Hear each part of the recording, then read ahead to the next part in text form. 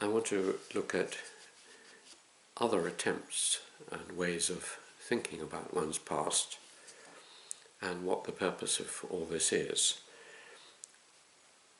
Earlier I explained that what I'm really interested in is childhood turning into adolescence, turning into adulthood, and how this happens, and the great transition from, in my case, a kind of enchanted, magical world of non-separations of my childhood into a supposedly rational, separated world of a modern adult of the 20th century.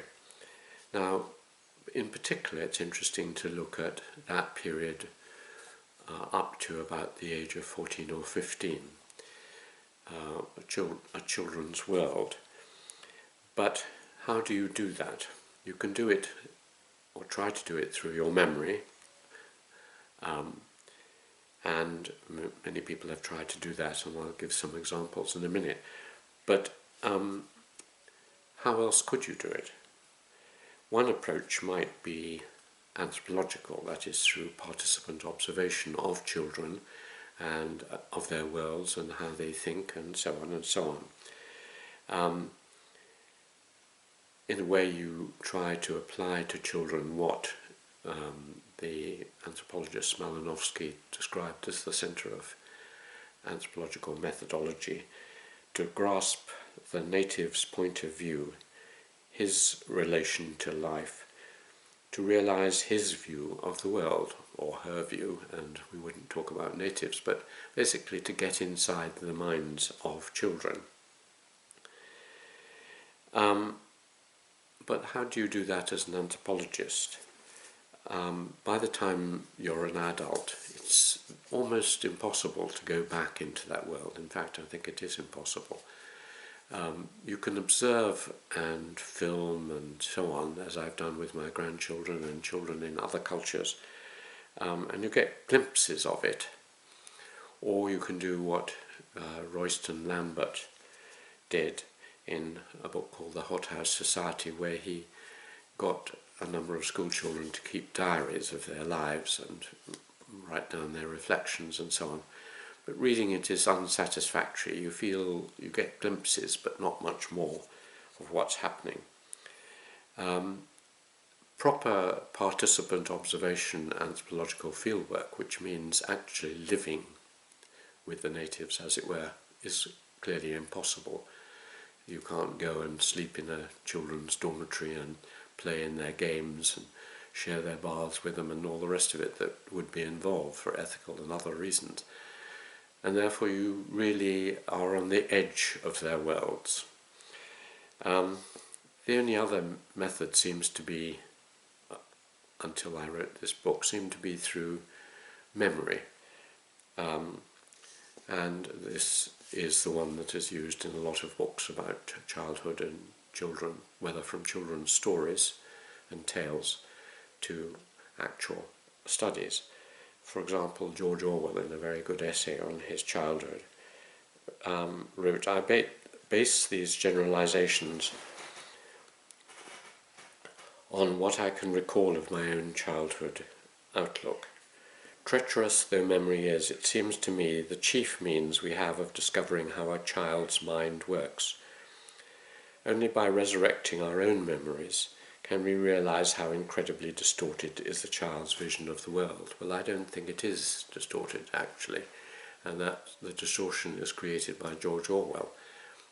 My account suggests that the child's view is, like all of us, a bit distorted, but not incredibly at all. So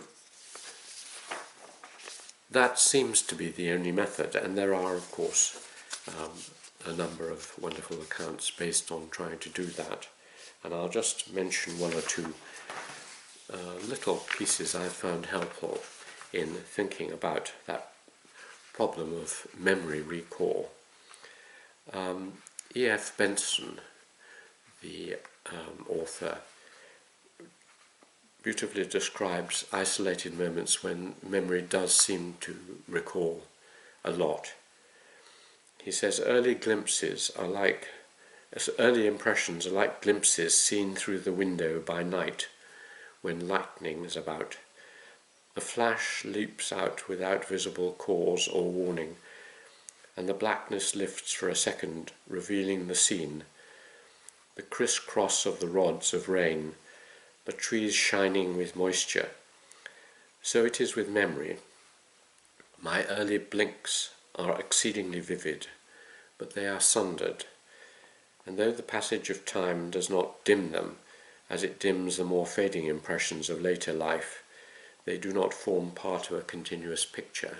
His own semi-fictional autobiography, David at King's, and other books like that actually show, and his impressions of Cambridge and elsewhere, and Macfarlane and Lucinda show what a good memory he did have. But he goes on, time, the mere lapse of it, performs the function of a telescope. Through its extended tube one perceives things at a distance, in very clear shape and outline, whereas more recent happenings, for the scrutiny of which no such telescope can be used, are often far more fluid and undetermined. They have not yet set.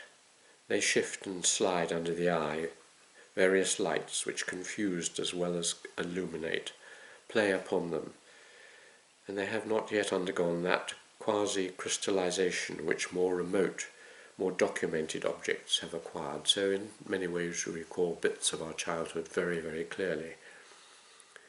But there's a lack of unity. It's very bitty. We can easily stray off the path. And the reason for this is well put by the poet Donald Davie. To me, however, in recent years, the past has seemed to be not one vista, but many, radiating away from the knoll on which I stand at liberty, as I turn my head or pivot on my heels, to gaze down one vista, now down another.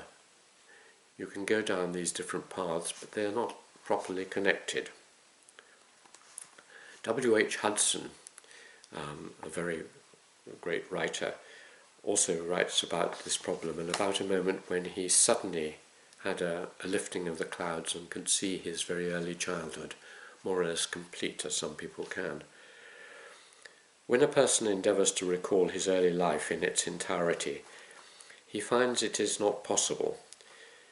He is like one who ascends a hill to survey the prospect before him on a day of heavy cloud and shadow, who sees at a distance, now here, now there, some feature in the landscape, hill or wood or tower or spire, touched and made conspicuous by a transitory sunbeam, while all else remains in obscurity. The scenes, people, events we are able by an effort to call up do not present themselves in order. There is no order, no sequence or regular progression, nothing in fact but isolated spots or patches brightly illumined and vividly seen in the midst of a wide, shrouded mental landscape.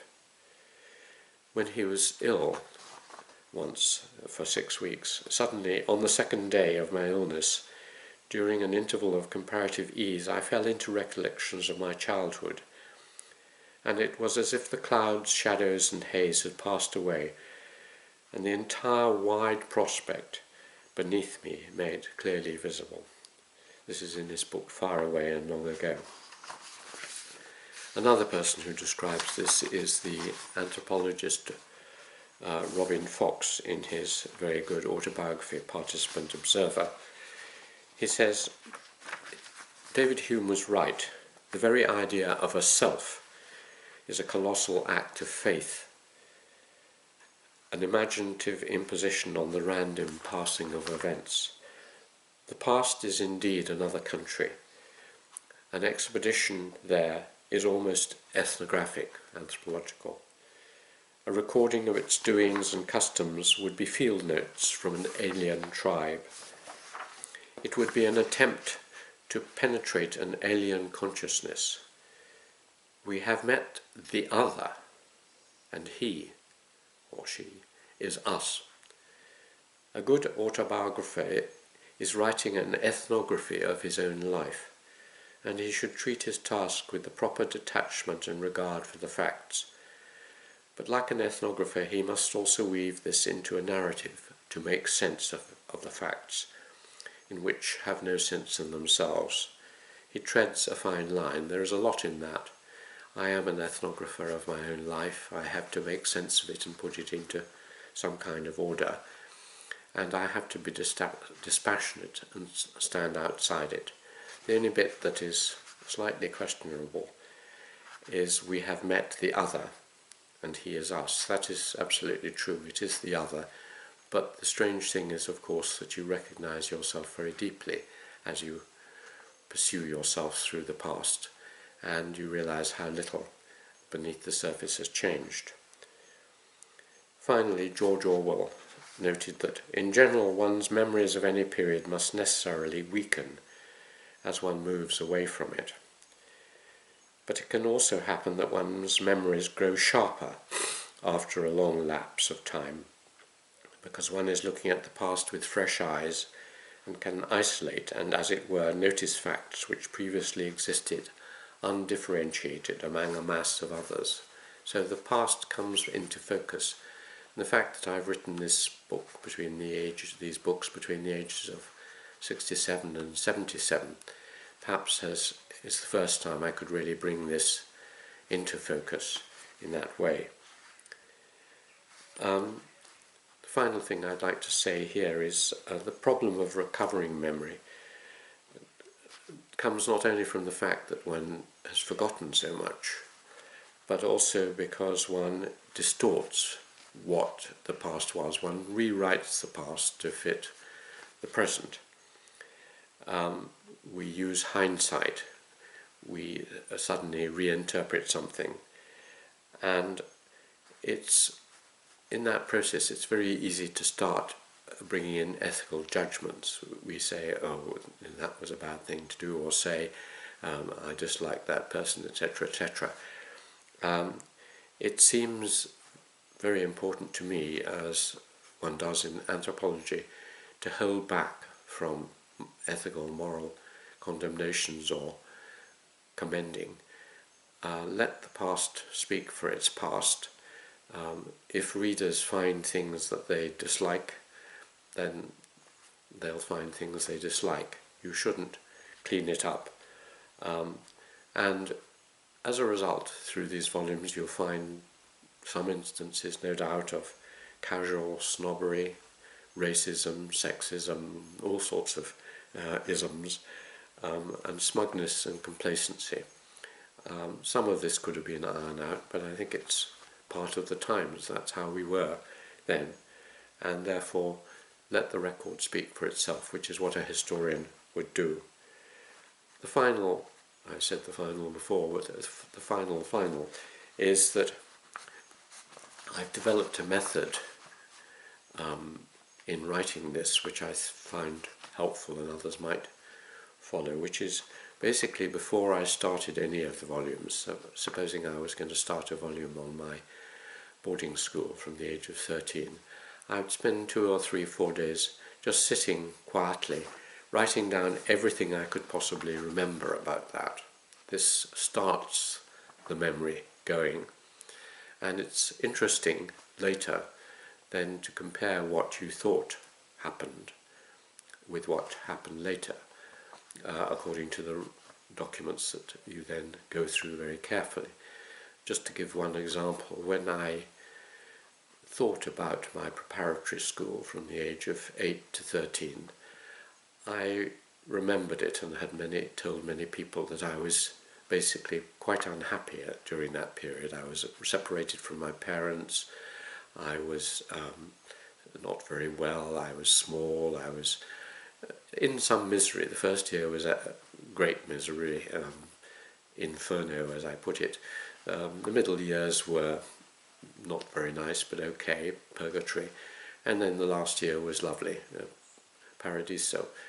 Reading through the actual letters I wrote, which of course are slightly distorted, but also other accounts of myself from others, it's clear that I did have difficulties and was unhappy at times, but the tone is much lighter and I was much more positive and happy than I remember. That's the sort of difference you find.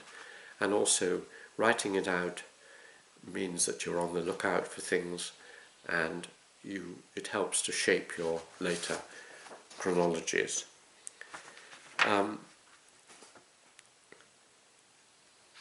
Writing this account is a long adventure, a long and complex journey. It's also like anthropological fieldwork. You gather together all the field notes, which are what I took at the time and other people wrote at the time, and then you try and project yourself back sufficiently to sort them into orders and to cross-link them. And it's pretty difficult. At first one doesn't speak the language when one goes to another society, and one has to relearn the language of one's childhood and adolescence and university even.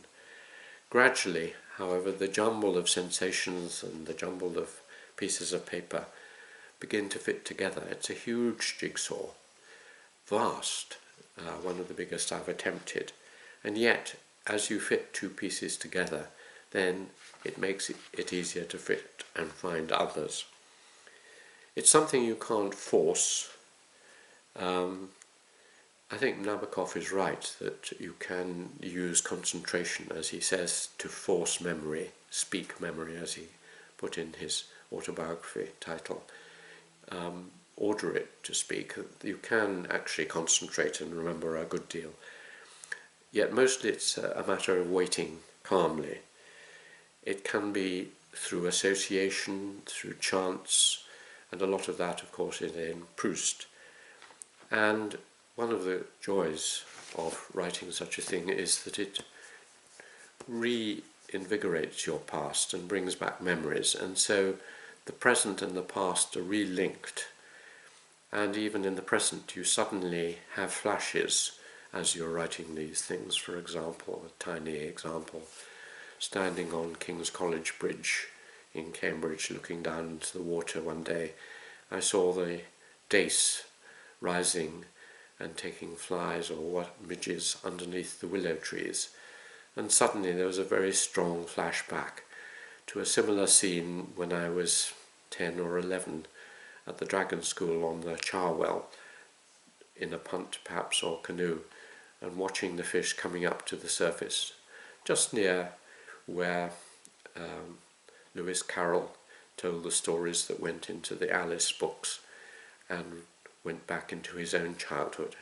So all these things become linked together, and therefore it's a wonderful kind of activity for one's later life. Thank you.